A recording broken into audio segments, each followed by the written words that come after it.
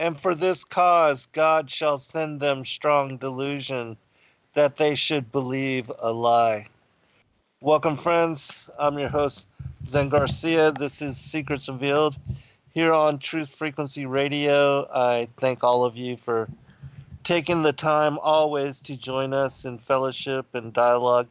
It's an honor to be able to come to you with the things that I've learned over the years, and I'm also honored to have as guests with me my really good friend, Dr. Joy Jeffries Pugh. Dr. Joy, are you there?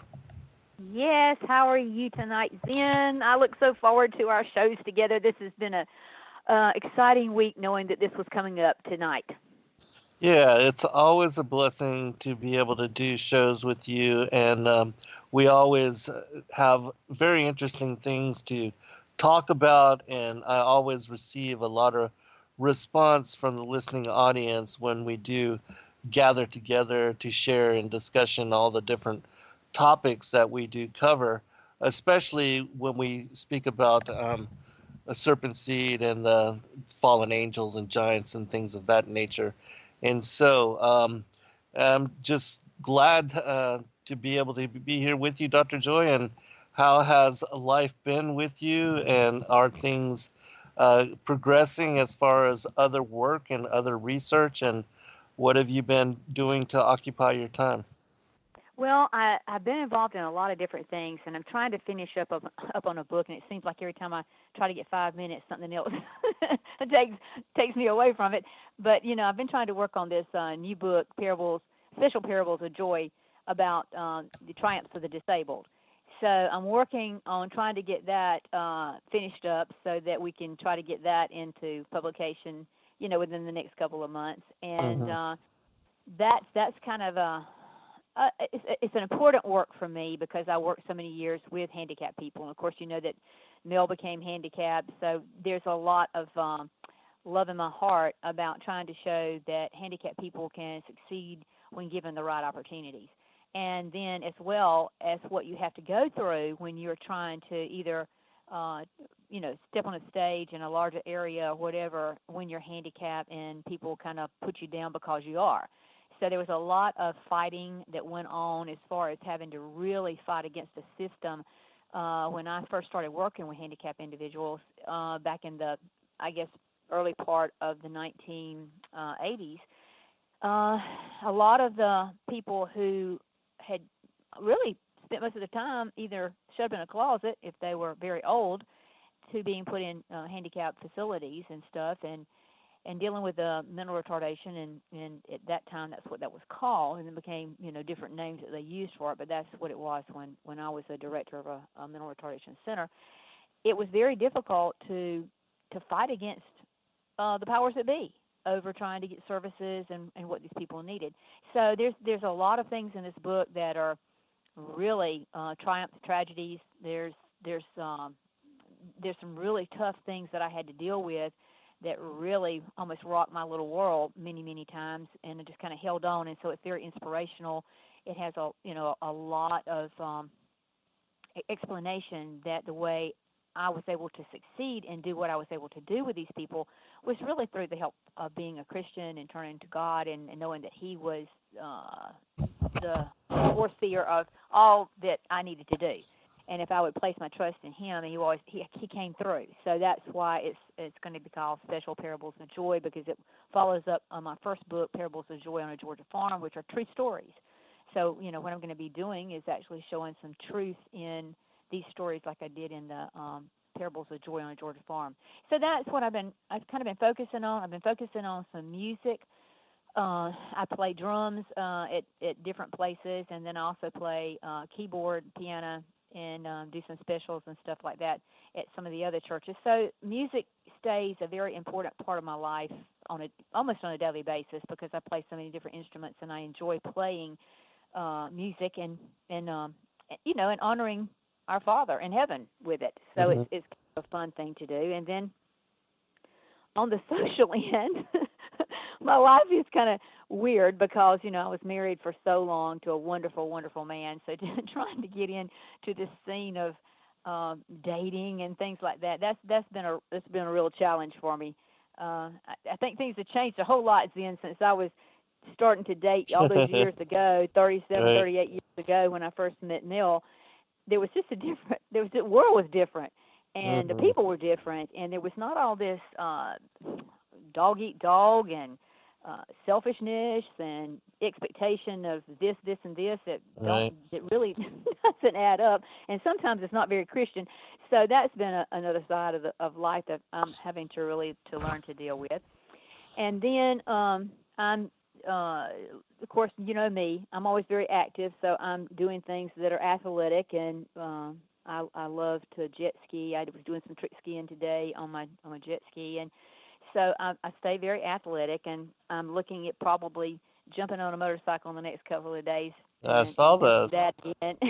as a young as a young person, I did a lot of that growing up, and so I'm trying to bring back some things. You know, when you get older, you think about how many days can you still, or will you be able to do these certain things, and you kind Right. of put it off. And I saw that happen with Mill working so many years, hoping to retire, hoping to get to play golf, you know, the rest of his life and that kind of stuff. And then when he took the flu shot and became so sick, then he ended up watching his golf from a hospital bed. And Yeah. so I've made my mind up that I want to do some things that I can still do that I really enjoyed growing up in my life. And so I'm kind of incorporating all that. So it's kind of a new me, maybe an old me mixed in with a a new me at the same time. So it's been a lot of little things like that. And of course, I keep up with the research. I'm interested in, like you know, this phenomena with the pineal gland. It is something that I really look for tidbits of information really on a daily basis. And I hope that, you know, as time goes on and if you know, if the rapture doesn't happen or something like that, then I hope to, you know, to start after I finish this special parables book on something about the pineal gland because I feel like that's kind of Satan's final frontier. And I don't think a lot of people realize that we have a connector in our head to what I believe is really our creator. And of course, that Satan is trying his best to manipulate it in such a way and utilize it to his benefit that sometimes like a radio station, if we get a little bit out of tune. I know when I was mowing the yard today and I had my headphones on and I was listening to different music, and it seems like if I would get on one end of my yard, then this particular person that I was listening to preach, it would I'd go down the yard and all of a sudden I'd have rock music or some other kind of music, and then it'd be like I went through the different wavelengths, and it was reminding me that if you don't stay in tune to our Heavenly Father, that there's always these other wavelengths out there that can be bombarding you. So Right. I, I'm really learning. I enjoy studying. I go to a lot of different churches. I'm interested in trying to, you know, see how different congregations react to different things. So I've been visiting other places, so I get a really a good um, understanding the different religions and how they meet, what they're saying, are they being politically correct, are people showing up? Because I feel like that we are living in the last days, and Hmm. so I like to be able to, when I come on a show and talk about that kind of thing, to be able to do it from a standpoint of that this is not just something I read about. I want to experience so that when I talk about it, then people Yes. know that I'm just not making it up or I don't have any understanding about it. I really want to gain great understanding, and that was one of the reasons when we were talking before the show about what to talk about tonight. I felt like it was real important because of the numbers of UFO sightings that are going on, and all the UFO news that's coming out on CNN, on Fox, and of course the History Channel's inundated with MUFON's new series when they're bringing up all these things that really are major sightings. There have been case studies that really are very highly documented and are really from people who are very credible in the fact that they are high up in the military, are great pilots, are great Navy men. I mean, it's not like somebody who's trying to get on, you know, CNN and somebody pat them on the back that they had a experience. We're talking about people who are trained to know if they are being attacked and be attacked by what, you know, who's the enemy. We have great instrumentation in, you know, our military to be able to determine what something is. when it's on radar, because I mean we don't want to be calling Donald Trump and going, we have 50 million warheads headed this way. When if it's not warheads, we don't want him like saying, okay, well we need to send 50 million going the other way. So it's really important, I think, now more than any time, for us to really try to discuss some of the things that I brought up very early on in my research, when people would go like, Joy, please, you're not really going to talk about UFOs. And as you and I both know, some of the things that you and I have been talking about now for, oh my gosh, Zen, a long time. I was thinking about how long you and I have been friends and we've been doing this. I mean, we were bringing things to the table that people were laughing at us about, like the cloning, about a serpent seed, about what was going on in the garden, that we were seeing the end of days happening, and the UFO phenomena, and that there's demonic activities. I mean, we were truly on the cutting edge, and we really got a lot of punches in the nose, kind of a way. That now I think people are going, how did you all know that? Because I get that a lot of times. And in fact, it's interesting that I was on a couple of radio shows years ago, like, the early 1980s, talking about my research. And I was like, well, this is kind of what it was, and this is kind of what it is, and that kind of stuff. And then like, when I came out with my first books, and I was starting to say, like I think it was like 1999 when that Antichrist book came out, and I had, talking about the cloning, and I was talking about all these kind of things, and people were kind of like looking at me like, what, where is that coming from? So from the time that I really did my first book, which was like 1999, going into 2000. It was one of those kinds of things where even I was talking about things like that our computers were going to, talking about Y2K and all this kind of stuff. I mean, this was before we had the World Wide Web, before we had really connections between computers. I mean, everybody had their little desktops, because I was working on my doctorate degree in the 80s. And, of course, I had like some of these weird things happen, and I was telling people about stuff, and everybody would say, "Well, Joy, you need to write a book about that." But I was working, I was out in the public working, and I would get maybe a couple people around the table, especially at a business meeting, and before it got over with, somebody would say, "Well, what are you studying now? What do you know about this or whatever?" And I would, sit and talk about it. And they would go, "I just never knew that you knew all this stuff about the biblical prophecy and all these kind of things." And then I would say, "Well, I had this weird experience. I saw these kind of things in the sky, and I've documented this, and I've kept up with all this and whatever." And if anything, it was kind of like God was preparing me then. And I've always said, really from the time that I was a child, that there was a pattern in my life, or things that happened in my life, that kept me focused on these strange and unusual things going on, not reacting in a negative way, but like in a scientific little mind when I was a little kid, going, this doesn't make sense, and why would this happen? And of course I laughed many times, and I probably told this on your show before. My mother said that when I was born, that the first words coming out of my mouth was why. And when I would be in the car with her going down the highway, I would be going, "Well, Mother, this is so and so and so and so," and she would say something, and I would go, "Well, why was that? Why was this?"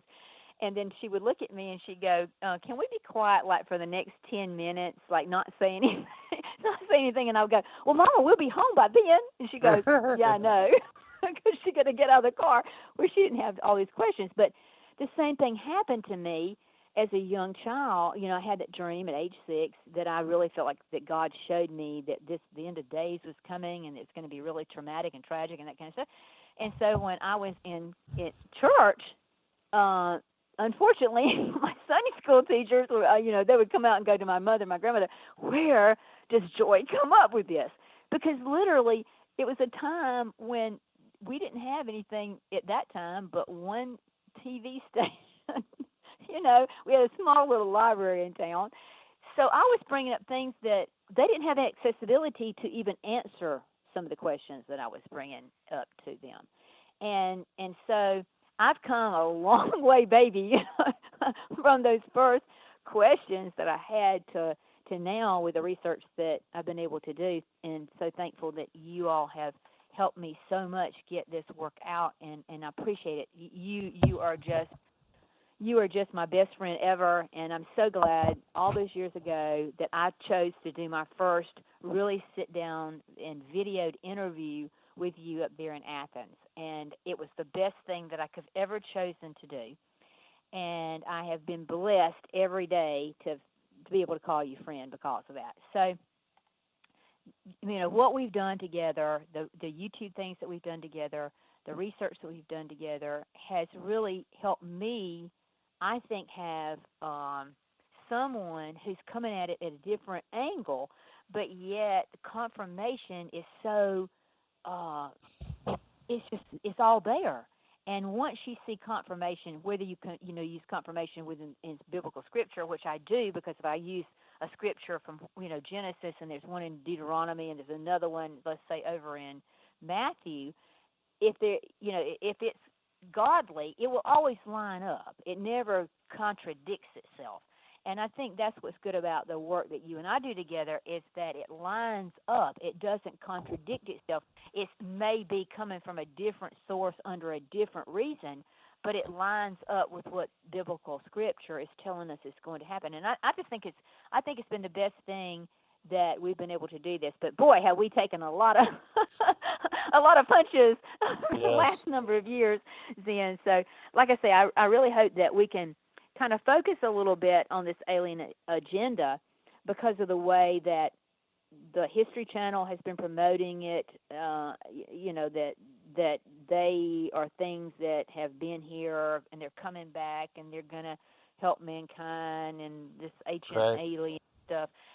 I mean, it seems like it's a lot easier for people to hear about aliens from, the Pleiades than it is to listen to what you and I say.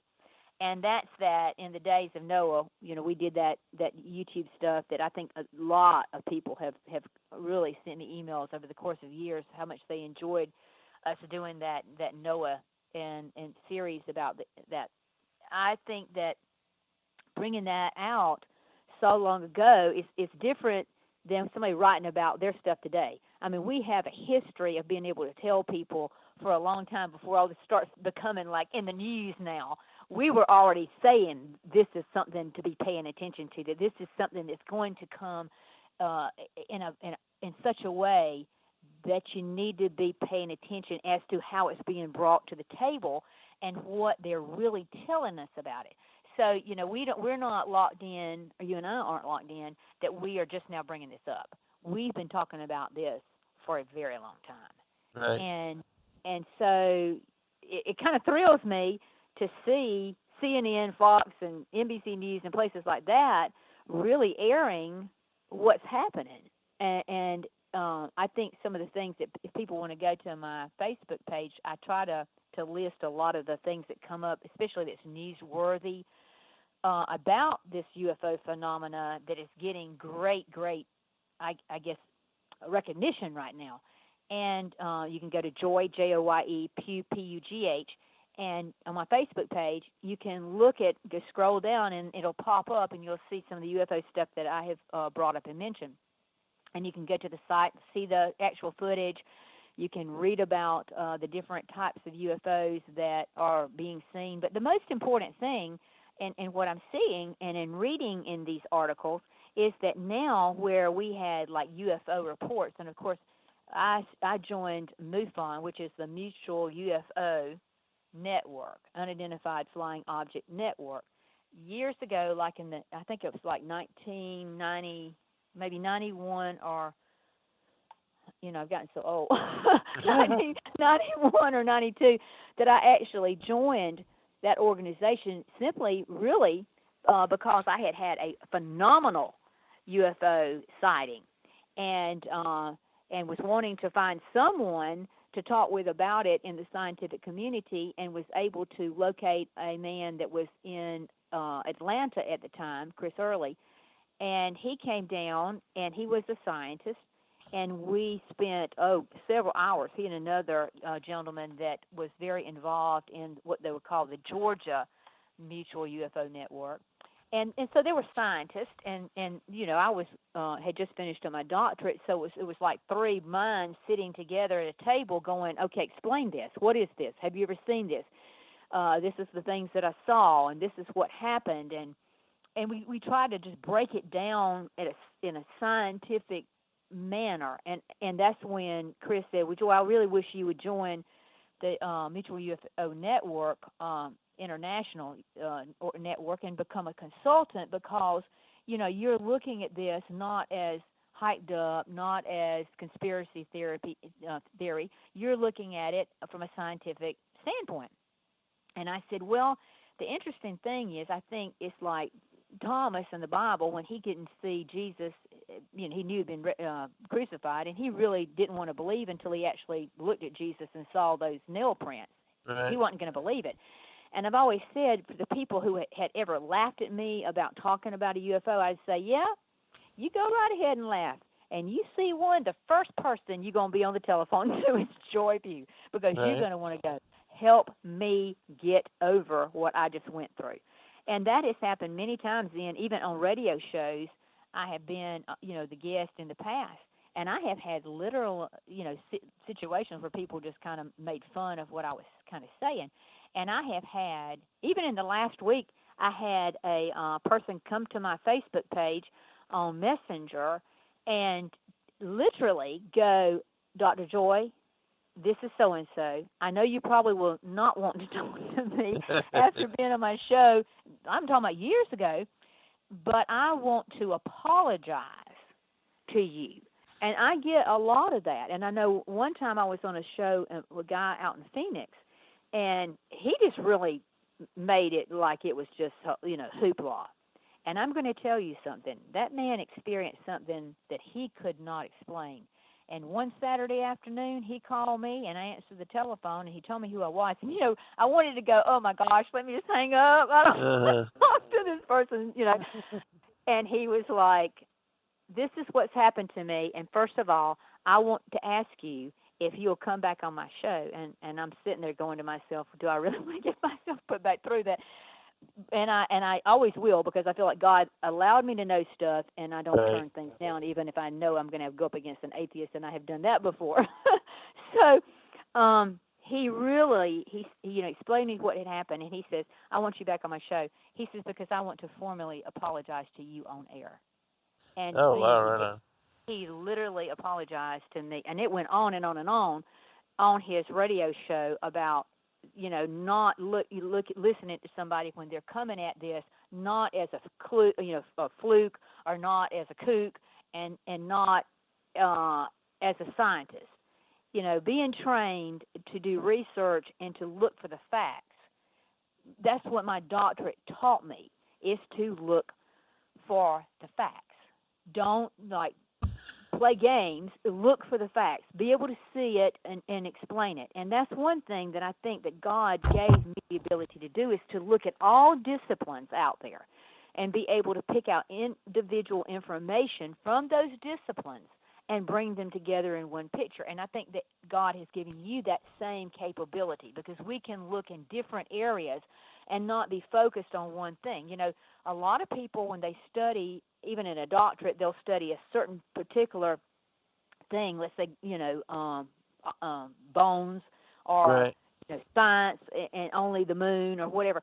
We can take what we know, and we can pull and look at the big picture and pull it together, regardless of what field of study or what discipline it is. And so I feel very blessed, because I have that discernment that I know that you do too.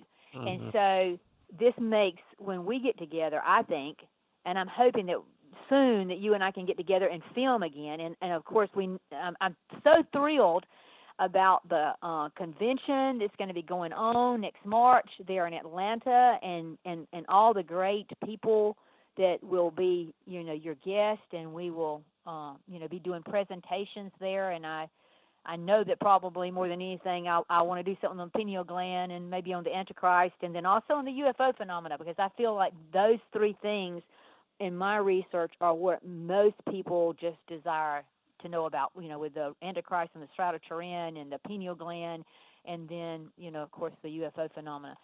So I'm looking so forward to that. I'm so excited. I feel like that if anybody is listening, go ahead and make your plans, because I feel like you're going to have a really eye-opening convention where people like you and I, Zen, are going to be presenting, and we're doing it from our hearts. I mean, it's like when I first started doing this research, I was trying to find the answers for myself. At that Right. point in time, growing up, I wasn't interested. I mean, I didn't ever think I'd ever be writing a book, saying I was too busy focusing on my work that I was doing, that I went to Hold on, school. Dr. Joy. All right, we'll be right back, everyone.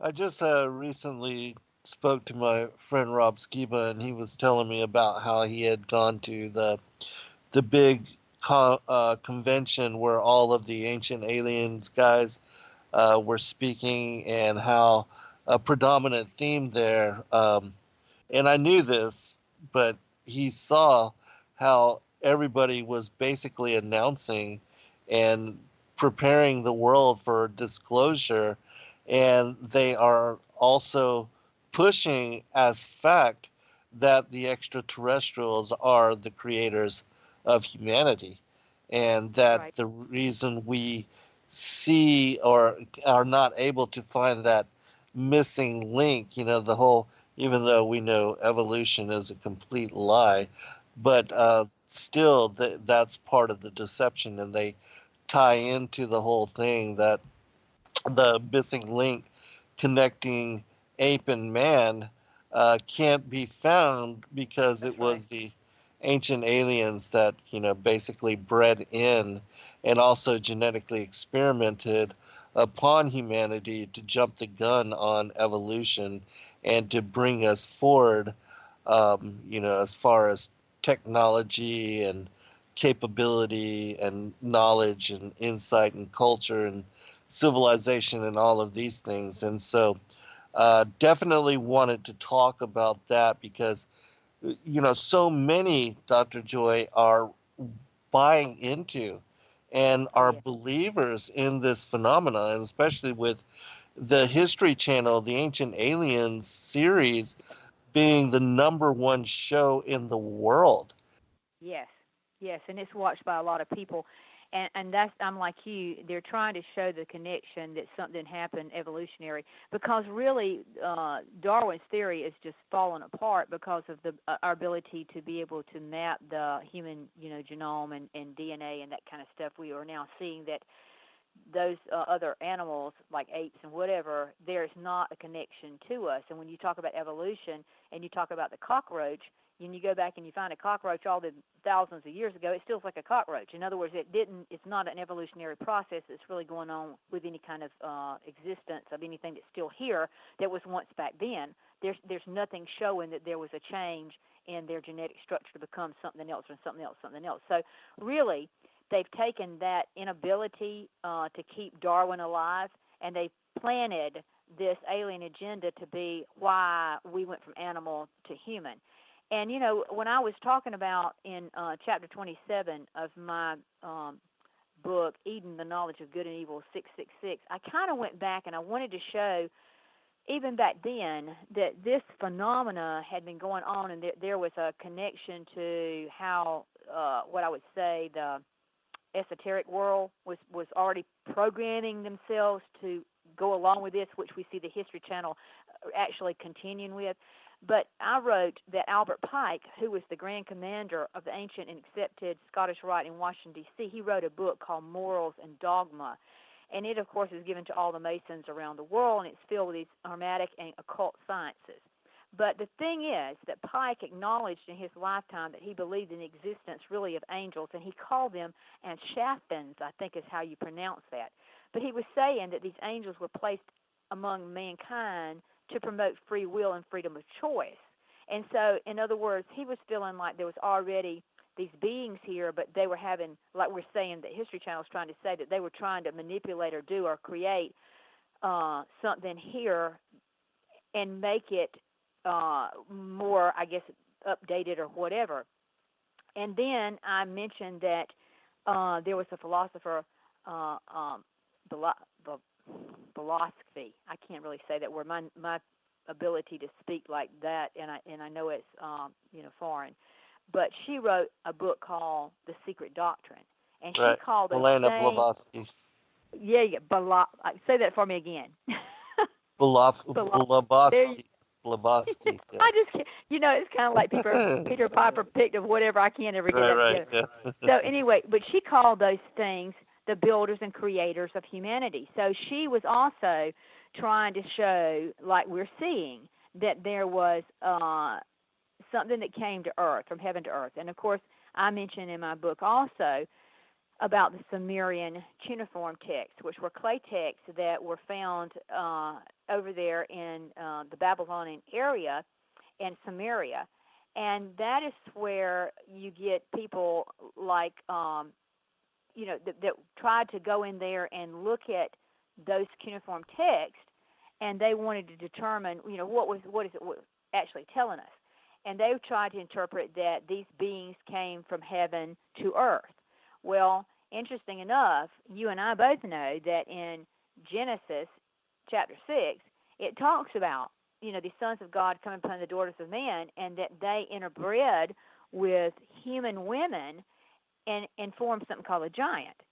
And Right. if people think that you can get a giant out of two people that God created in the garden, would be impossible, because the genetics would have stayed the same. In other words, to get a manipulation in a genetic situation, then you've got to change the DNA some way, or mutate it, or do something that would allow it to form something that would not be after its kind. And that's one thing that we really talked about many, many times on shows together, is that in the garden, if you go back and read Genesis and the first part of it, when God created anything in the beginning, he created everything after its kind, with seed after its kind. Yes. So in other words, if he created an apple tree, it formed an apple tree, its seed formed the next apple tree, and it stayed an apple tree. It didn't grow like apples and oranges, and it didn't grow like pink and green fruit, and it didn't have like a tomato and a frog skin mixed together that you now can grow it in the snow. It was literally after its kind. Everything was after its kind, and that included Adam and Eve. And that was one of the reasons why he took Eve from Adam's rib cage. And interesting enough, back in the day, people would say, "Oh, when he put him to sleep and he took his rib out." But now science is just wonderful, and I love to talk about how it proves the Bible's true instead of proving it's not true. The science has come along far enough now to really prove that the best place to get DNA out of a human being is, guess where? The ribs, the rib cage. And so when Christ, or when God took that out, and of course we know Christ was with God at that time too, but when he took that rib out and put Adam asleep, he was taking the best part out. He was taking the perfect genetic part out to form Eve. So he was making things after their kind. So when Adam and Eve had their child, if it was their child, we've talked about this, that Abel was their child, because it says specifically that Abel was a breath, and we know that the breath was what Adam was, and we know that Seth was in his father's image, but Cain was not. He was given from the Lord. He was Of not the wicked same, one.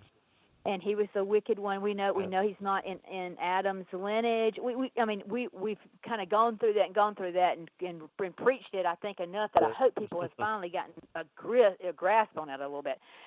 But the thing that's interesting to me is that when you talk about genetics now, then we know that when the daughters of men were come upon by the sons of God, it had to be something genetically different to form a giant.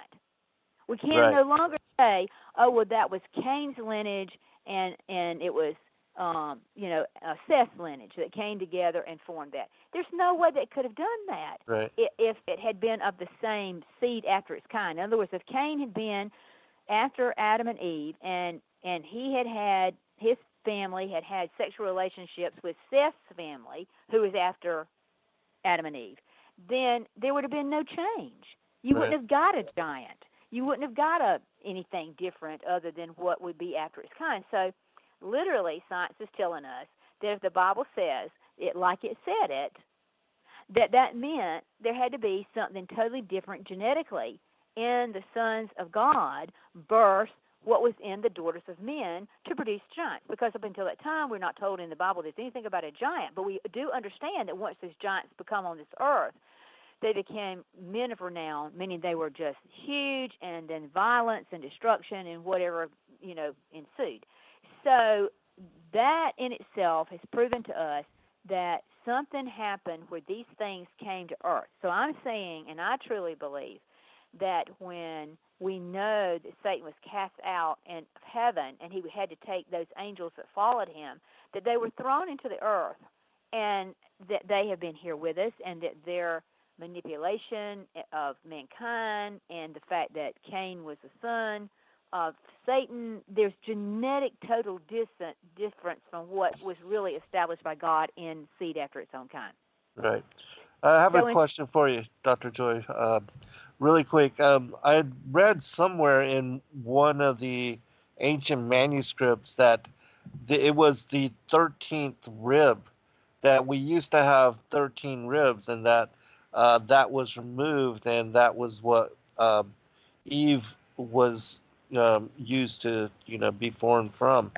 And I'm not positive. I've read that too, and I'm not sure where I read that at, and that rib just no longer exists in the human body like that, and I cannot remember. But I have heard that, and I can't verify it, but I know that I've heard that story, that was a rib that was there. Kind of like, the sinew and stuff, and about when the hip and everything that Jacob, when he fought with all night long, and his name was changed from Jacob to Israel. Right. There's unusual things that God has used, I think, to manifest other things. So it wouldn't put it past him to utilize something that would not allow it to be, in other words, to have utilized it for that purpose to make what he made. Because, like I say, the rib is the number one place to get the best. Yeah. The other thing that I had also read somewhere, and I'm not positive on this, but is that the giant skeletons, that they do have 13 ribs. And, again, I'm not certain on that, but if somebody sees and has, access to a skeleton, if they could confirm that and let me know, that would be very interesting. But one other question. Yeah, one other question for you for King asks, Dr. Joy, if she thinks that the UFOs are most likely vehicles of the Nephilim or in any way demonic. And I would say that, the Nephilim are demonic. So. Oh, yes, the Nephilim are demonic, because that's what we're saying is that those giants like that those fallen angels produced those giants like that, and they were devouring the earth, and that's the reason the flood happened. That was why the entire lineage of Noah was really down to very few left that was pure in any form, fashion, that had the original DNA that should have never, to stay purified and stay perfect. And that's why it says Noah was perfect in his lineage like that. It wasn't that he was a perfect person. It's just that he had the DNA of the true lineage that God established between Adam and Eve, and then Abel, and then Adam and Eve, and then Seth. And then Seth's lineage went right on down into Noah. But what was happening is that lineage became like non-existent, and this other lineage filled with all these, giants and whatever, they were literally devouring everything, destroying everything. And so, that's why God built the ark. That's why he chose Noah. That's why he chose Noah's children. That's why they were able to get into the ark and survive through the flood, was to bring them through the other side. But like I mentioned before, there was tainted DNA on that ark, because those other people that they married, that Noah's sons married, and more than likely even Noah's son Ham had some, because that's how it was kind of reconstituted after he did this terrible act with his mother, or Noah's wife, who either one, but I believe it was his mother, because after the flood, of the father. Continued to. And Canaan was the result of that. Right. And so, in looking at that, we know after the flood, it tells us that, these giants were still here on the earth, and they were not as big maybe as the ones prior to, but we have Goliath, and we know that Goliath was huge, And then we also know, because of the digs that go on archaeologically around the world, that they found these huge skulls. I mean, they literally exist, and big bones and things like that. And they're a lot larger than any giant that we have ever seen. I mean, I know that there's things like we have genetic people who have genetic disorders, and they will become a giant, but they're only going to grow to a certain height, and there's only one or two. But there's still that DNA possibility of those things happening. And like I mentioned sometimes on my radio shows, the fact that those giants had 6 fingers on each hand and 6 toes on each hand. Genetically, I had a lady who used to work for me who had the 6 toes on each feet. So the mixing that occurred, there definitely has been some DNA mixing, and that's what's caused some of the problems that we see as far as mutations and that kind of thing. So, and if anything, it tells us that those things were really real, that science has proven that the archaeological record has proven that, and then the fact that the DNA had to be changed in some form or fashion for you to get a giant. So, in looking back at what I initially was saying, that Gnosticism, believed that these archons ruled, that they were spiritual beings, they were invisible, they were rumored to really kind of keep really humans in laws and bondages and turmoils. But as we know from the book of Job, even with Satan, they were never able to kill, but they could just torment. And we saw that, and we look at the Gospels, when Jesus came, when I guess the very first miracle kind of he did was that he cast out a demonic presence, and that these demons immediately wanted to make sure that they could run into the swine, and then, of course, when they ran into the swine, they went off and drowned themselves. So that tells us that when Jesus cast this stuff out, these demons talked to him, and he talked back to them. So they were like, "Hey, have you come before the time?" Right. So they were and they aware recognized who him he as was. the Son of God and their Exactly. tormentor. Yes. Yes. So, you look at the book of Job, where Satan was allowed to do what he did to Job. So that tells us that these beings could torment you. I mean, in the book of Job, Satan was literally allowed to bring about these whirlwinds. Those whirlwinds did kill the children of Job, and then they had pestilence, and they did all this kind of stuff, and then he broke out in boils, and then his friends turned against him. I mean, he just went through major turmoil, constant turmoil. But he was not allowed to be killed. That was the one thing that God would not allow Satan to do. So it's interesting to me that when you study Gnosticism, that they believed that these archons had the capability that we know Satan biblically is said to possess. And we also know that in the Gnostic records about these things that came to earth, these beings that came to earth, that we know there's architectural designs and actual statues over in those areas of Babylon, which show these men who had wings, like a wing on their back, and then they had like a scale one side. And of course, Zechariah Sitchin, when he did his Earth Chronicles, and he took the Sumerian clay cuneiform text and looked at those, he was saying that they were really the Anunnaki, and that meant, they came from heaven to earth. Well, it's interesting that the kind of things that they were teaching, the knowledge and whatever, is what really went on to build the Tower of Babel. Okay, well, now that was something that God had sent his angels to, to humans and said, okay, I'm going to give you this archaeological knowledge. We're going to give you these sacred harmonic geometry. We're going to do these sacred sciences with you. We're going to do alchemy. We're going to teach you that kind of stuff, and we're going to let you build the Tower of Babel. Well, if that had been what God sent his angels to do, then why would he, mix up the language and cause the tower to really crumble? Because the people couldn't speak to the same languages anymore. They couldn't work together because at that point in time, the language was one. And so they were like a bunch of bees all connected together, which I talk about in my books, Beguile, this universal consciousness, in that they all were of the same thought processes and of the same knowledge and whatever. And then when the Tower of Babel was being built, I mean, they were going to carry it right up to heaven. So if anything, that proves to me that if the beings that Zechariah Sitchin talks about in his Earth Chronicles and about the Sumerian text, if they came to Earth for the purpose of making us intelligent, doing this to us, whatever, then why was it that Creator God went, whoa, Uh-huh. you know, we got to destroy this. I'm going to make your conversation be whatever, and different languages. If that had been the case, that they were good angels, then they wouldn't have done that. It's the same thing when you look at the angels that manifested themselves against the daughters of men.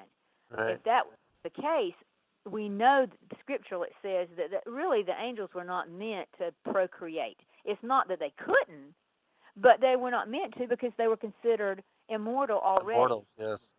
And so whatever, that's why when they chose not to follow God and misuse God's love, then that's why they were cast directly in hell, because they didn't have, thank goodness, we got a chance if we mess up to plead the blood of Jesus and be, brought back into the fold. Where Yes. if you're in a immortal state like they were, they already knew the Father. They were around him. They saw him. And when they chose to go against him, it was said and done. I mean, those beings know that they are forever going to be judged and tortured forever. I mean, there's no other way Condemnation. around it. They have no choice. So it's interesting to me, again, that you can see a difference in biblical scripture between what was one thing and what was another. And, it really makes you stop and think, if these things were here, when Jesus was here, he was talking to them. And many times when his disciples were not able to, heal, he would say, you got to require a little bit of fasting and praying, because these things are not easy to remove. And, of course, I talk about in my work, there's a great guy that was actually, he was at the Vatican. He was a Jesuit, but he worked with the exorcism. And he wrote a book, Hostage to the Devil, Malachi Martin. And he Uh-huh.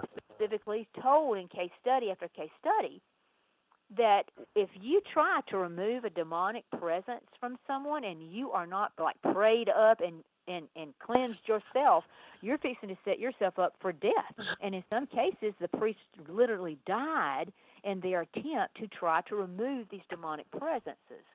And then, of course, we know, if the high priest went into the Holy of Holies and he wasn't clean going in there, that's why they put the little rope around his leg, because if he went in there, he was going into the pureness of God. Yes. Even touching the Ark of the Covenant required that you were of the lineage of Virgin. Aaron, Right. and only the Leviticals ones could, do things in the temple. But you Right. had to be from Aaron's lineage to actually be the high priest. And if you touched it, you died. So genetically, there was something about their bodies that either didn't conduct or not conduct that nobody else had. So science is now showing us how these things can manifest. And, I mentioned in this Eden, the Knowledge of Good and Evil, about James the First, King of England. I always promote, please read the old King James versions. Don't get these new ones where they're manipulating words and changing whatever in these Bibles, because most people don't understand when somebody comes out with a Bible other than King James, they've got to change something to get copyright and patents, be able to Right. make money. If they Profit. don't, then they are in violation of the King James Bible, and then they can be sued because of that. So anything that's not a King James version of the Bible, or the old one like that, is manipulated. It's changed. It's not the original translation. But going back to him, I found it interesting that he actually wrote a book called Demonology, and he really believed in the active demonic beings that were walking really among mankind. And he felt like these demonic beings were Satan and his fallen angels, and they had been cast to earth, just as the Bible has stated. So, King James actually wrote that the spiritual realm was very active with and against humans. So, here we have, which very few people ever mention, that he wrote this book. And so he was saying, hey, there is something going on here. So after I looked at that, then I, of course, in my book, wanted to make to bring in the Gnostic area so that you see why History Channel is doing what it's doing. And then I wanted to bring in what King James, and which is the Christian version of translation, and we're showing these demonic beings and that they were fallen angels. And then I tried to bring in just the, I guess, pop culture. And people like UFO researcher was Whitley Strieber, who was one of the first ones to kind of come out and talk about fallen angels, maybe as UFO aliens or whatever. But he kind of gave the, instead of saying fallen angels, he was the one that kind of started the alien abduction phenomena. And his book, Transformation, The Breakthrough, really was one of the first ones that really kind of put it in pop culture as an alien presence. And I quoted some things that he had said in that Transformation, The Breakthrough, in this Eden book. And what I quote him as saying is that the visitors are physically real. They also function on a non-physical level, and this may be their primary reality. They have either been here a long time or they are trying to create that impression. They have the ability to enter the mind and affect thought and can accomplish amazing feats with this skill. They have taught me by demonstration that I have a soul. Oh, hold on, Dr. Joy. You can finish it up when we come back from break. Hold on, everyone. Okay.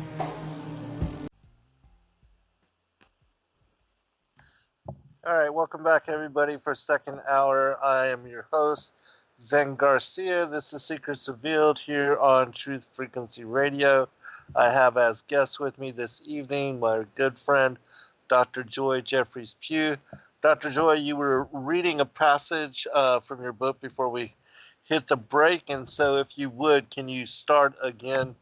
And Yes, I'll pick up where I'll just, if somebody just start came over. on. I'm actually reading the UFO researcher Whitley Strieber's comments in his really great book that he made a lot of money off of. It was a bestseller called Transformation: The Breakthrough, and he was talking about what he was finding out from his research into alien abductions. He said, they have taught me that by demonstration that I have a soul separate from my body.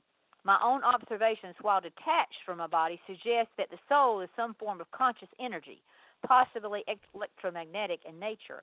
They can affect the soul, even draw it out of the body with technology that may possibly involve the use of high-intensity magnetic fields.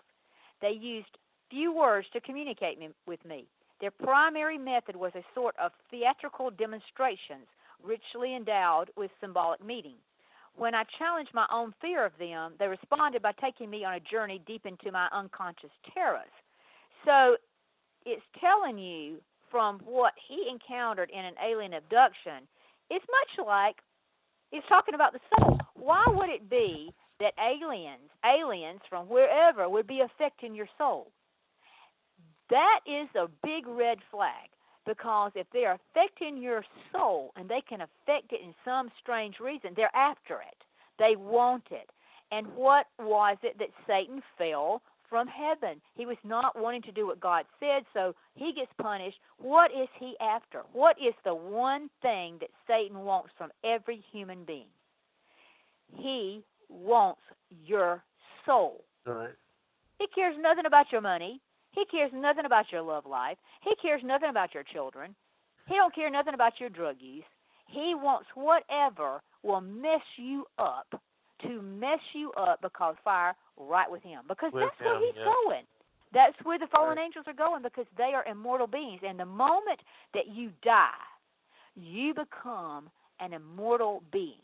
And that's why I've tried to show in my research that through the law of thermodynamics, anything that's made, once it's made, when that sperm hits that egg, there's no such thing as, okay, well, how many weeks out is this person before the person's, a person? The moment that that egg and sperm touch each other, there is an electromagnetic pulse that happens, and immediately that cell starts dividing. That at that moment, at that spark of energy, is the day that you're born and that you are you. Right. So there is no such thing as, well, we can terminate a pregnancy because it's only a week or 2 months or 5 months or whatever down the road, because it's only a mass of whatever. I am telling you that energy, once it's born, it never dies. Right. When you get old and you pass on and you're dying, Your soul that looks identical to you, studying all this case studies of near-death experiences, having understood what it is to be outside of the body, you look just like you look in your shell. In other words, you will see let's say an accident. If you're in an accident, you will be above your body and you will be looking down at it and you'll know that's you. But at the same time, you can look at your hands. You'll have your same head, thought processes, and everything. You are still you. So there is no such thing as death ending at all. In other words, death is just the next step for you to leave, no different than if anybody's ever seen on the trees, if you go outside and you see locusts, when they bust the shell open, they come out of that shell or a cocoon or whatever. They're leaving one type of existence in reality, and they go into another type. So when you come out of your body, you still look like you. You still know who you are. You still are aware of who you are. We know when Jesus resurrected from the dead, people knew him. He ate with them, and then he went up into heaven. And he says, I'm coming back. So they knew him. He looked like himself. Yes. And when you come out of the body like that, you will recognize yourself. And that's why in near-death experiences, when people are drawn down through the light and they meet their loved ones, they know them. But yet their bodies are back here, in a graveyard. But Right. how would you know somebody if you were a light or you were this? You know them because they look like them.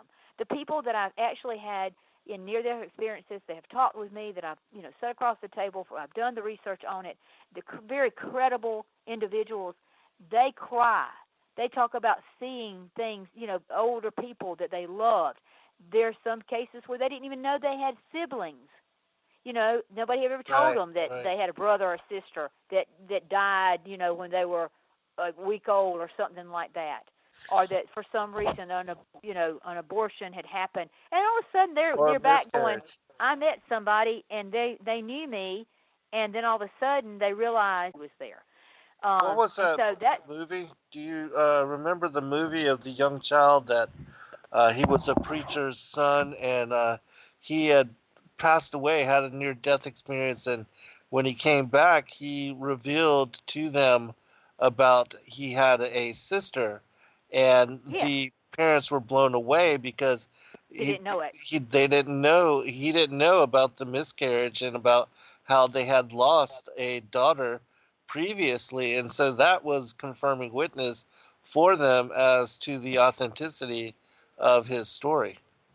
Yes, and I've seen several. Years ago, TBN had a special on people who had near-death experiences, and it was actually, I think, funded at that time, if I'm not mistaken, that there was a doctor who was an atheist, and he totally didn't believe in all that stuff, and a child had died on the table and was gone for, unrealistic minutes, like 30, 45 minutes, and we know that the body can't really sustain and live after a certain time because of the shutdown of oxygen.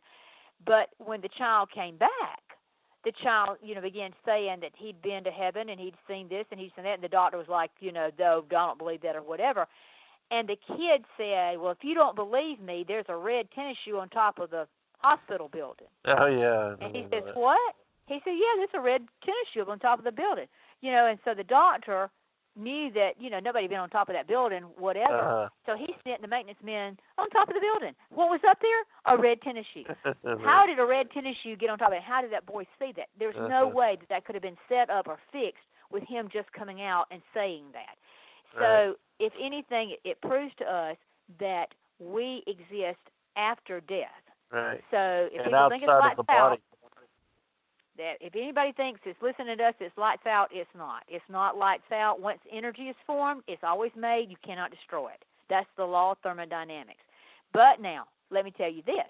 When you have a body that's made out of all these individual cells that flake off of you every day, and it's all over the world, the dust particles, whatever, every one of those little skin cells, we can take it and we can hollow out a woman's egg and pop it in there, and we can electrify it, give it that same little electrification like you do when the sperm hits the egg, and it starts dividing. Well, it becomes a whole you. So you just think about the numbers of skin cells all over the world. It's a holographic you. In other words, there's a you in every one of those skin cells. So when people think, oh, well, it's lights out. If I go to hell, I'll burn up one time. I'm going to tell you that you are going to burn forever. Because once you burn, you can be brought back and burned again. Mm-hmm. And you can burn, and you're brought back and be burned again. It's kind of like the bush in the wilderness that was burning, the burning bush, but yet it was not consuming the bush. Right. So if people get to thinking, well, I can live my life, I don't have to worry about what I do, I don't have to answer anybody, da da da da da, I'm an atheist and I don't care and whatever, be sure that whatever you're believing, that you're not fooling yourself, because I'm telling you, science has already proven that you are energy, you are electromagnetic, and once you were created, when their daddy's sperm hit your mama's egg, you were you right then. Then you were you, I was me. There was nothing else but life at that point, and you were put in this earth as an existence from that energy coming together. So I think that alone establishes that there is something very magnificent about this. But the thing about it is, it's easier to say these aliens are going to come back and these aliens are going to look after us and these aliens have done all these wonderful things than to say, you really need to pay attention to what you're doing. Your soul is your most important asset. You need to take care of it, because who's after it? Satan. Right. He wants it to spend eternity in hell. So when you look at the UFO phenomena and you see that there's all this similarity, and Stryber has just said it, and this is pop culture, but he's saying this. He's literally saying that they are able to manipulate your soul, do things to your soul, that your soul is a high-intensity magnetic. It's got magnetic fields. I always believe that, because when we think about, like I've mentioned on your show before, your DNA is singing. Everybody has a different Yes. DNA, just like everybody is like a snowflake. There's never a same snowflake in the world. Every one of them are different. So you are different than I am, but yet my DNA is singing, your DNA is singing. So the Creator, He made that so He knows where His creation's at and what you're doing, and He knows if you're negative or if you're positive because of your tune. You can listen to a song and you can tell whether that's a sad tune or it's a happy tune, or if it's a nasty tune or if it's a godly tune. We can do that as humans. We know that. So the Creator knows it too, and so does Satan. So having the connection to be able to do that tells us that we are looking at fallen angels. And, this is why in my book I wanted to show that this is how this all got started. And then I go on to say that this has been known all around the world, because I mentioned that a rocket scientist who is actually president of the Beijing Aerospace University, and he was the director of China's UFO Research Association back in the day, he said that the UFO phenomena was worth researching, and that the Chinese had always watched the skies for their signs. And if anybody knows anything about Chinese history, it's one of the oldest histories that exist. And there was a guy, a German named Harwood Hausdorff, who actually wrote a book called The White Pyramid and Satellites of the Gods. And he claimed that a Chinese Roswell-type UFO actually crashed 12,000 years ago in China. And he said those alien remains, or they looked alien. And the reason he said alien is because we have been told, History Channel, Bud Hopkins, Whitney Stryber, the people who've seen these little beings, they're like 4 foot tall with these big heads and whatever. Well, this guy, this German researcher, says that those beings were said to have had, big heads, and that they were about 4 feet tall, and that the Chinese legend that they were referenced as the sons of heaven who came to earth in fiery metallic dragons. Right. And that these sons are actually credited by the Chinese with building over 100 pyramids throughout China. Right. Well, now, if that's the case, we've got Mayan step pyramids. We've got the pyramids in Egypt. We've got the pyramids in China. I mean, we've got pyramids that are under the water, under the sea. Right. We've got Indian mounds, all this kind of stuff. You've got the bunkers and things that are over in England that are mounds. So this technology and these people were doing this. What's very interesting, especially when they say they were flying around in fiery metallic dragons. In my research, I go on to talk about that around the Earth are ley lines, and they are electromagnetic, and they cross each other, and they're called dragon nodes. They're crossroads. They're Right. always over like a thing of water, and of course I can dowse. And when you come across these nodes, you can dowse. You'll find water there because if you're carrying like metal rods in your hand, they will fold. They'll just fold right on you. If you're using a stick and you get across and you've got a Y stick and it just pulls straight down, and you can literally get this funny feeling in your arm. So that's how people found wells. They called it water witching, which is very interesting to me. Dowsing, they changed it to, but it was back in the day. It was called water witching. In other words, you were using something to find water like this, and it was responding. Your body responded to it. So it's interesting to me that the Chinese literally said that they were sons of heaven who came to earth in fiery metallic dragons. Well, these ley lines that go around the earth were actually called paths of the dragon. And Mm-hmm. all the megalithic buildings, like the pyramids, are all built on top of those ley lines where they cross each other. Now, Zen, going back that many years ago when they built the pyramids and whatever, and the Mayan pyramids and these pyramids in China, to be able to find those specifically and they were building those buildings, those big buildings on it, and the crypts were right over that water. Well, now in the Bible, it talks about oracles, and those oracles were on dragon ley lines or Uh-huh. dragon nodes. There's different names for it, but it was called the Path of the Dragon by the Chinese. Well, now, if that's the case, then, I've studied and I show in my research in the Beguile books in this as well, that the megalithic buildings are generating some kind of energy. And so they're placed specifically in certain, like along ley lines around the earth at certain points, and they are all connected to this dragon path. Well, isn't it interesting that the Chinese were saying these things were utilizing those things to do that? Well, if you go back and you look at Egyptian paintings, there are some Egyptian paintings that show UFOs. I mean, even in Leonardo da Vinci's painting, there is UFOs. So it's not like this has been something that just started last year or 10 years ago. We're talking about things that, especially in the Chinese record, that goes, 12,000 years ago. So if that's the case, this was not something that just got started. It's something that's been going on a very long time. Right. Right. And, I quoted, and let's see, let me find what his name was, Victor Marchetti. He was the former special assistant to the executive director of the Central Intelligence Agency, actually our CIA. But he was the first CIA employee to go public. And I quoted him in his article that was entitled How the CIA Views the UFO Phenomena. It came out in a book called Second Look, Volume 1. It was number 7, and it was on May 1979.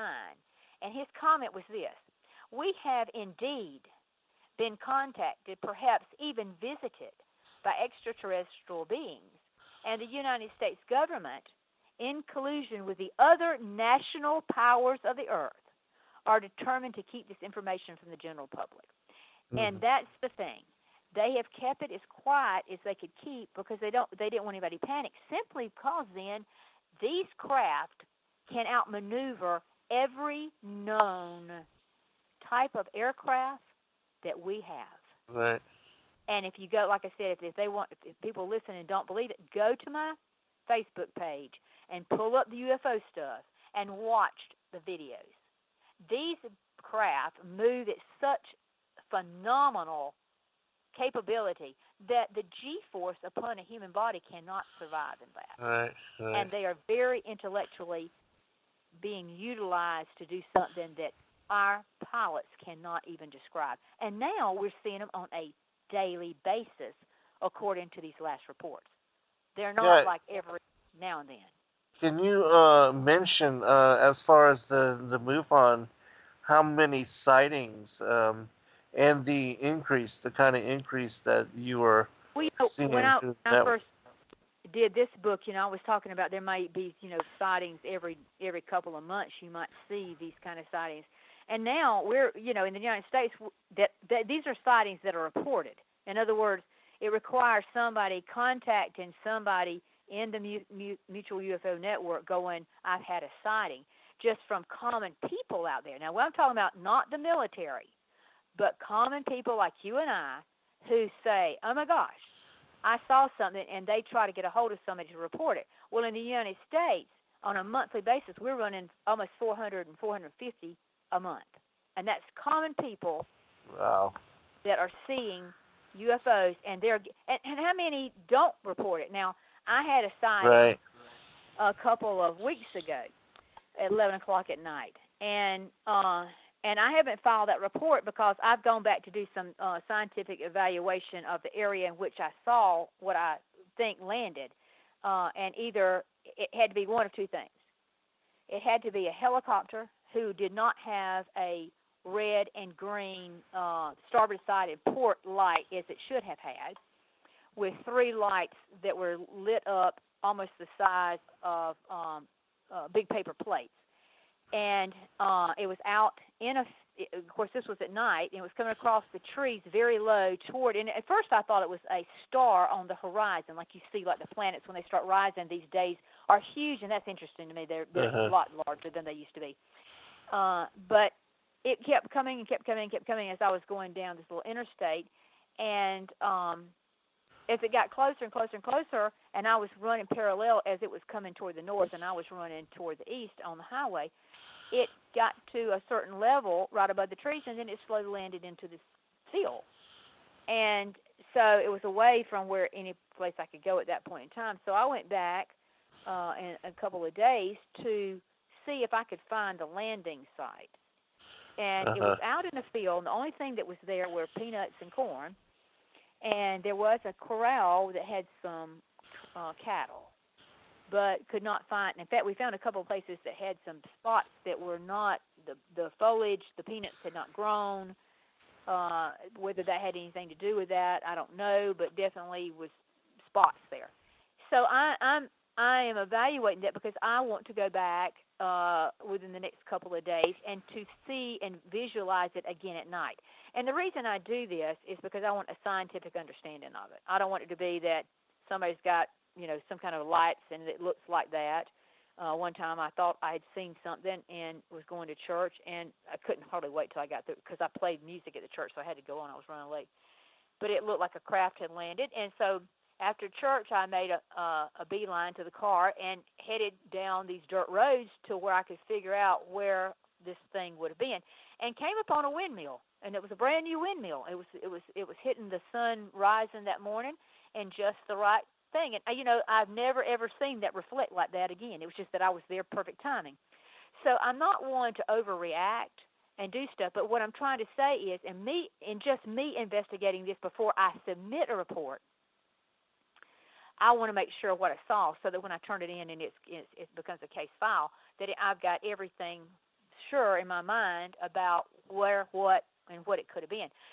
In my own mind, it could have been a helicopter.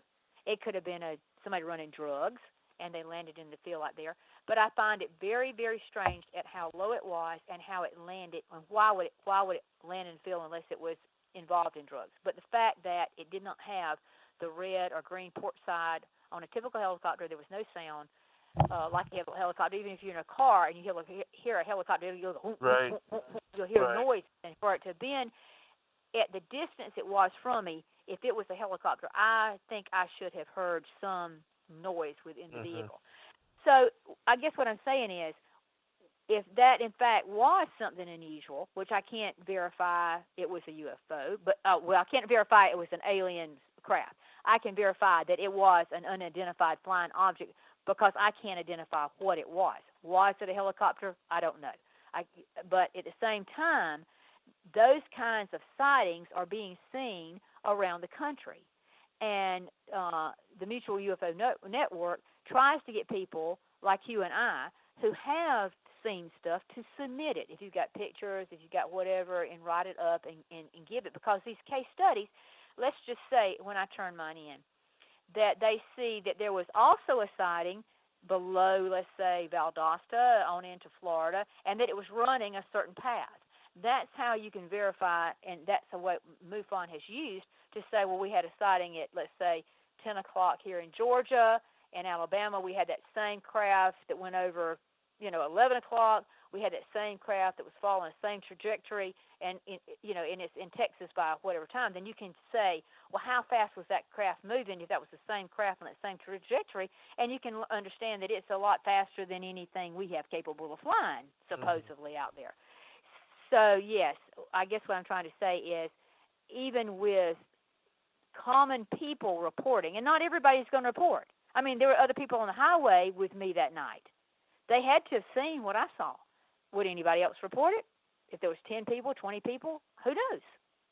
Nobody else may report it.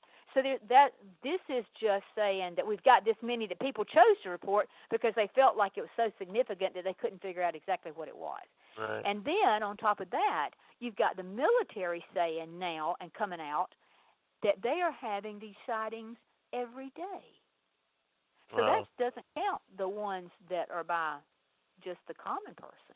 So there's no telling how many are really occurring that our government is keeping in wraps, other than now coming out because these guys that are seeing this stuff are going, wait, I'm in an aircraft and I'm one of the best trained pilots there is to fight in a military battle against the Russians and Chinese and whatever have the same type of craft. And if we can't keep up with this, we can't defend ourselves against it. And that's what they're saying. I'm out there as a trained pilot. I had the best equipment known to mankind, according to what the United States is telling me that I'm sitting in, and yet I can't control what's happening around me. We'll be right back for final segment, everyone. And the angel said, rightly you asked, when God caused the flood over the earth and destroyed all flesh, 409,000 giants, and the water rose over the heights 15 cubits. The water entered paradise and killed every flower, but it removed the sprig of the vine completely and brought it outside. In this text, it makes mention, as we spoke of, that 409,000 giants were killed in the flood of Noah's day, and that it was because of the giants and the interdiction of the angels, the fallen angels, into the affairs of humanity, that the judgment was brought upon the world in order to slaughter the giants and to reestablish harmony to the earth so that Noah and his family would not have to contend with and against them. We see in the book of Enoch that after death, because they had no part in salvation, that they were made the dark entities, the evil spirits. And that's right. They had to walk the earth and as a demonic being because their soul, because they were separated from God. They weren't of a God creation. They didn't have anywhere to go. So they were left here walking around, and that's what was absolutely here still with us right now. Right. Yes. And one other thing that I wanted to make mention, and then I'll get you to comment, is that Barry Seamus, he was a writer that had to leave Israel because of the opposition against him for some of the things that he wrote. But he revealed that during his stint there as a reporter for a certain newspaper, that giants were sighted in Israel, and I think it was 1992 that that there was sightings of UFOs, and then when they went out to investigate, they found these footprints that were embedded into the ground. Yes, and they belonged to giants, and so that was all revealed and verified and reported, and he wrote a book called The Return of the Nephilim, and in it he reported his findings, and this was confirmed and was reported in Israel on the the mainstream news channels, and it shows you even the giants' connections with the UFOs and the fallen angels, which are their parents, and again the whole demonic influence of what the world is buying into as far as the extraterrestrials being the creators of humanity. That's right, and it's really they're doing it as really a delusion, a beguilement to humanity to think that we should trust these things, that they're good, they're for us, that they're back to help us. I mean, I've heard all kinds of stuff, and it really has formed a type of religion. And I even mentioned this in my book Eden. I'll read a little bit from that about this connection between the aliens and demonic beings. There was a writer, Jacques Vallée, in his work entitled The Invisible College in 1975, he actually called UFOs a new form of religion. And then John Mack, MD, that of course he's passed away, but he was the author of Passport to the Cosmos, Human Transformation and Alien Encounters in 1999. He stated that his research findings from his abduction case studies, and that's what he did, he was a professor in a college, indicated that aliens were trying to take mankind back to something he called the source. They always use something other than God. They got like the source or whatever. And then Dr. Barry Dowling, he was of course a Presbyterian minister and a pastor for like 34 years. And he said in his work that the UFO phenomena was the type of God hypothesis, and that these, that what we're looking at is that all three of these men that wrote like that and were very informative in what they did, they were describing the alien agenda using three different types of terms. Mm-hmm. So I found it interesting that Dowling, because he was a minister, he said this phenomena, really the UFO phenomena, does not consist of a bunch of little green guys from Mars, but he clearly expressed that the aliens are not God. They're just playing like it. Right. And he actually stated in his book, ETs, which are extraterrestrials, are not God, but they are so powerful they can trick us into thinking they are God. Right. Which caused the religious responses of Betty Anderson, who was a person who experienced an alien abduction, Whitney Strieber, who I quoted a while ago, and many of the experiencers that Dr. John Mack actually did in his abduction research. They all were saying that there was a religious connotation, that they were trying to play God, that they were involved in God. And Whitley specifically said that they were trying to affect his soul. Well, now, isn't it interesting, if these things are aliens, why are they after the soul? I mean, again, going back to what we said a while ago, the person and the thing or the being that's after anything regarding a soul, it's between him and God. Right. Because at death, your soul is going to go one or two places. There's not an in-between anymore. Back in the day before Christ came and died on the cross, there was a place called the bosom of Abraham, which existed in a great gulf, really against where the people were in hell. But once Jesus went down and rose again, those people came up and were resurrected, and they walked the earth. So the other ones are still in that hellacious place. And the parable of the rich man and Lazarus that Christ told us about, it specifically says he could see that situation, and those people were burning. They were in hellfire. Right. So if that was the case, that means that when you die, if you're not a saved person, you're going to go to hell, and you're going to be burning, literally. It's not going to be like fun and games, because that parable says that was happening then, right then. And then if you were a good person, we know the Bible says that the thief on the cross said, if you remember me when you come into your kingdom, and he said, this day you will be with me in paradise. So he didn't have to go to Abraham's bosom. He went right unto paradise because those people were brought out of Abraham's bosom. So really the only two places now that a soul can go at death is either to hell or either to heaven. And the resurrection time, when you come back and you're judged, and you come back, or either if you're in the rapture and you come back at the second coming, you will meet your body in the air. In other words, it will come back together. So like I say, holographically, you are everywhere. Some people say, well, Joel, what if you get burned up? Well, okay, we're cremated. You still got ashes. If you are swallowed by a whale and you're eaten by a whale, you still got cells. There's no way to keep you from not having something here on this earth. Right. And let me say, if somebody can take a rib out and make something else, and somebody can speak and form this world, speak. All you got to do is speak and bring you back together, speak and bring you back together again. So it's not like it's impossible. The Bible's telling us this, and science is catching up with it.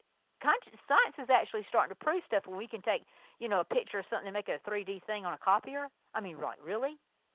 There's all kinds of stuff that mankind can do, and you think we're talking about God here. We're not talking about mankind, but mankind can already be pretty good at what we come up with, and we can, make and do and whatever and connect us all together and be able to be in real time and that kind of stuff. So when I was trying to put this book together years ago, I was trying to show that all of this stuff was connected, I even connected back to the folklore that really overlapped with things like the fairies and the gods and goddesses and the giants. I mean, I was bringing all that together in this book, trying to show that it all has a connection to each other. And the thing about it is, when people experience LSD or DMT, which is kind of like a white powder when it's ingested, it'll make you feel like really weird, but it sets your mind up to do some really crazy things. In other words, DMT actually hits the neurons of the brain, and it causes it to function differently. So it's like switching channels on television. You got the same television, but in entirely different channels. And it'll be like a radio picking up different stations like I was talking before, but it's kind of the same concept. So parts of your brain are being stimulated, which overrides certain other things. And if that's the case, looking back at the ancient oracle sites, if you talk about the witch of Endor, she was able to conjure up Samuel for King Saul. The Bible doesn't say that was not real.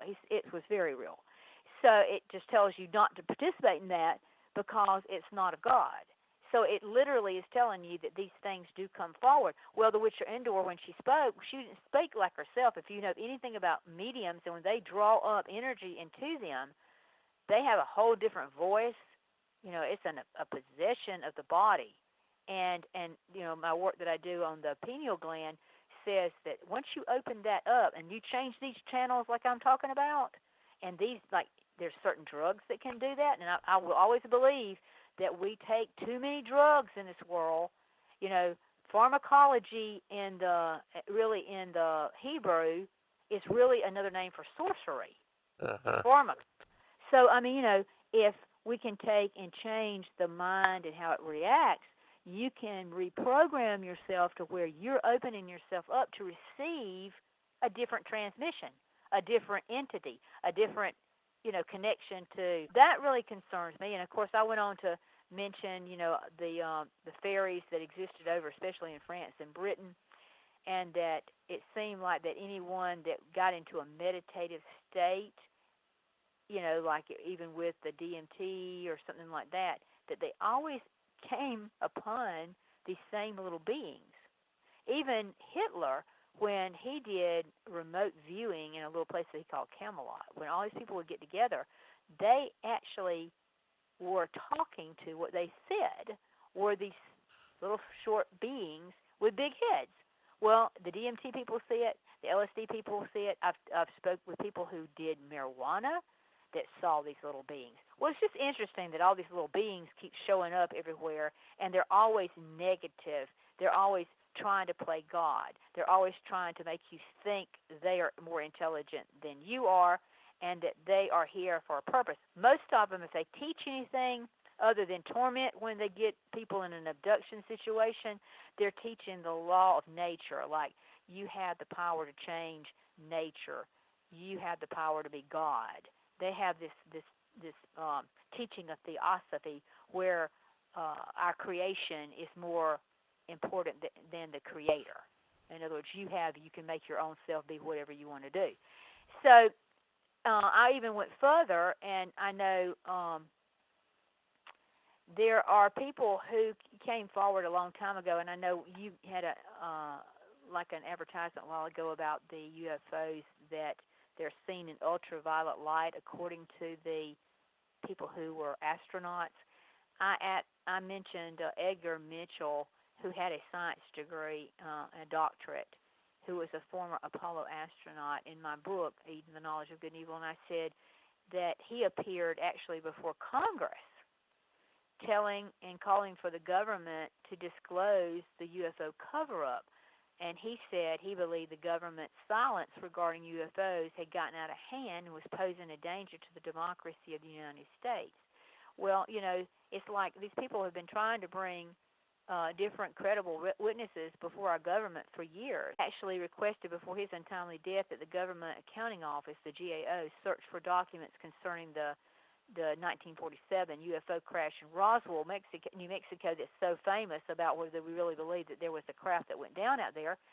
And in 1995, that GAO, which is the Government Accounting Office, they responded to his request by stating that the Roswell Air Force Base's administrative records, now listen to this, from March of 1945 to December of 1949 had been destroyed, along with ongoing messages from October 1946 through December 1949.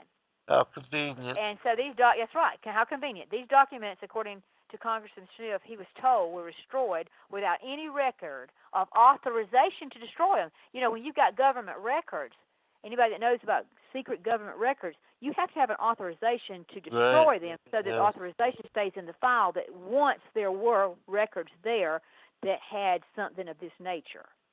You can't just destroy it and not have authorization for those records to have been gone. So it raises suspicion, and I think that's the thing, is that it has been going on for so long that there's been certain people really that I believe have lost their lives trying to bring this to the forefront. I think William Cooper, who authored Behold a Pale Horse, was one of them. I think that Jim Keith, who wrote Black Helicopters Over America and Saucers of the Illuminati, he suffered an untimely death. And then there was Keith's publisher, Ron Bonds, who had a thing called Illuminate Press. He died after ingesting a mysterious, in fact, actually very fast-acting poison at a restaurant in Atlanta, Georgia. So, there are people that I mentioned in my work that were trying to say, wait, red flag, there's something going on. And I've always believed that they've never called them UFOs, so they can say they're not, in other words, we don't have anything on UFOs, because I think they call them IFOs. I think they know they have identified them as identified flying objects, and they know what they are, so they can say to us, poor people out here, there's no such thing as something being unidentified. So they don't exist. I think that they're using another terminology, and if they're saying, oh, yeah, we do have identified, but nobody's asking for that. They're asking for unidentified, so they can get away with saying, oh, we didn't have it, or we don't have this, or whatever. It is the way they play the game and have been able to do that, really, I think, up until now, Zen. Our mass media, our ability to talk in real time worldwide has allowed us to catch people doing stuff in real time. And the fact that we've got people out there that are doing this kind of work in the military, they go home every night to their families and they're going, look, I saw this, and I'm about tired of it. The squadron all saw it. This guy saw it. He was up. We had people come and take records and tell us to keep our mouth shut. Well, if you get so many people like that, enough of them get together, they'd be like me. I'm not afraid to say I saw something. I can't tell you what it was, but it was something that I know I've never seen anything like that before. Right. And if that's the case, and these military people are saying, we don't have any way to stop this. Well, now, if I'm driving the best F-16 or F-18 or whatever they got out there, the best now, the stealth bomber or whatever, and I encounter something like this, and I think I'm a great pilot and I'm the best of the best, and I see something doing that would be very upsetting to me for somebody to say, keep your mouth shut. Because I'm thinking, if I can't defend my little family back there at house with what I've got, I'm driving up here in this sky, then I'm going to say something, because it's not right to keep it in disclosure. In hidden and not disclose it. Right. So I think that's what's happening now, and I feel like we've run out of time almost, and we haven't even scratched the surface of this, because there's so many things that I think the fairy folklore, the demons, the incubus, the succubus, the devils. Now they call them aliens. It's just been another word through the course Right. of history. They just changed the words to accommodate the panic, if that makes sense, to keep it Yes. quiet. Because Right. it's been too much of it. And I think I can only say that when I read Ann Druffel's work, she did a book called How to Defend Yourself Against Alien Abduction, and she was spot on, because I had really said that I always believed that when you cast out a demon, or you do it in God's name. Every Yes. time, if you're doing that, and even Malachi Martin, who had case study after case study of being able to do exorcisms, you have to do it in his name, in Jesus' name. Well, it's interesting that those people who were having abduction experiences, if they cried out the name of Jesus, their abduction experience stopped, Hmm. never to return. If it That did tells you return and something. they did it again, that's right. So if it was not a demonic presence and it was some alien from out there in the Pleiades that's come back to save you, then why is he tormenting you? Why is he taking semen? Why is he taking eggs? Why is he taking skin? Why is he traumatizing you? It's the same thing as me saying earlier. If the good angels came, like Zechariah Sitchin said, from heaven to earth, according to those clay tablets, and they taught us to build these megalithic structures like the Tower of Babel, then why did Creator God stop that if they were good? Right. He New stopped World it because Order. they were not good. That's Yes, right. and that was the New World Order, the attempt to Exactly. unite the world in global domination. That's right. And it says, you know, that's going to happen again at the end of days. And what are we seeing? We Yes. can talk to everybody tonight in real time. I don't care if it's 2 o'clock in New Zealand, and I don't care if it's 9 o'clock in Beijing. We are all, even though we're talking across time. I always laugh and say it's kind of funny because you're talking in the future. If you're talking to the east, and you're talking to the past. You know what I'm saying? Right. You're really, your voice is in that area in a different time. Yes. It's almost like time warp. So we can 24/7 talk to anybody in the world. We can use translation, where like if you and I are talking, you're talking in Chinese and I'm talking in English, I can hear you speaking in Chinese, but at the same time it's being translated and I can talk to you right now in real time. I haven't got to Right. get a translator and wait and try to figure out what you said. I mean, you just think about how that has changed. Yeah, it's And then amazing. that really back like the Tower of Babel, which was Hmm. the forming of a new world order, which Right. was totally against what God wanted. So it says, according to our scriptures in Revelation, we're heading back to those days where that Hmm. universal consciousness is controlling the entire world.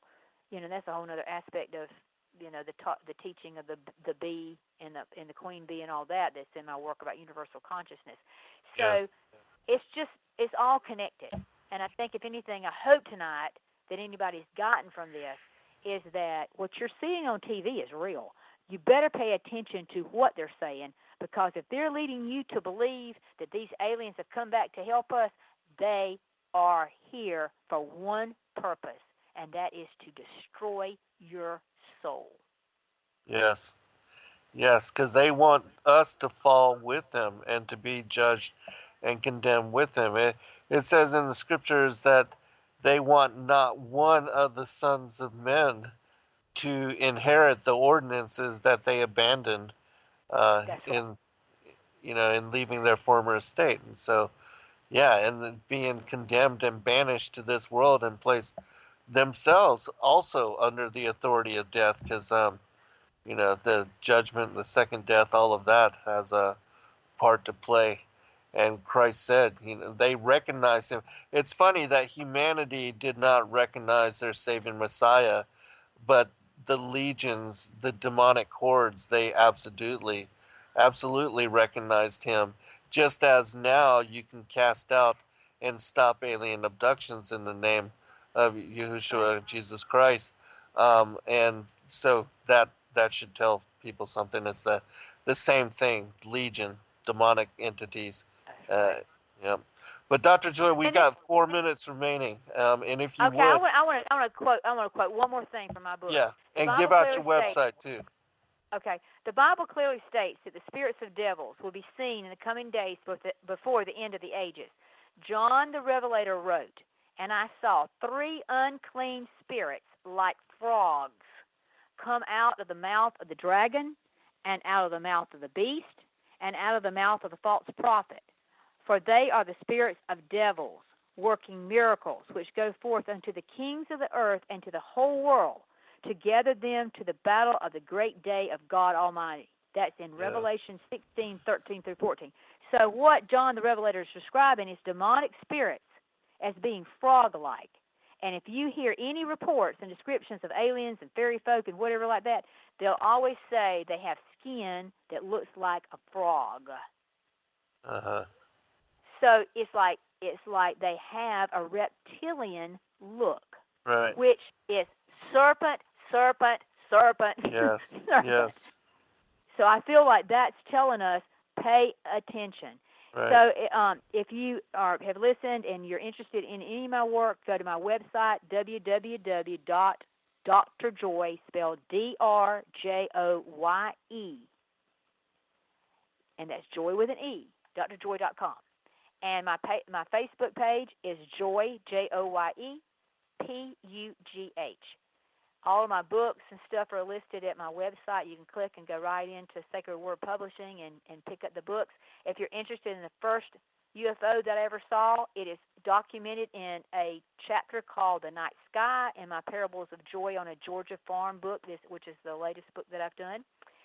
And if you're interested in knowing more about the fallen angels and the alien agenda, then my books, Eden, the Knowledge of Good and Evil 666, Volume 1 and 2, which was redone in 2018, updated, available. And then Beguiled, Eden to Armageddon, is in a 3-volume series, and they also mention the UFO phenomena and the alien agenda. So my work is about that. And if you've got a question you'd like to ask me, if you didn't get to ask it tonight, you can go to my website, and there is a submission form. And if you're interested in me doing a speaking engagement or being on a radio show, or if you've got a question, you can submit that to me, and then I'll get back to you as soon as I can with an answer. Also, the conference that will be held next March, you can go to sacredwordrevealed.com. Good night, Dr. Joy. Good night, everyone. Be blessed. Thanks, Zen. Love you. Love you too. Good night, all. Shalom.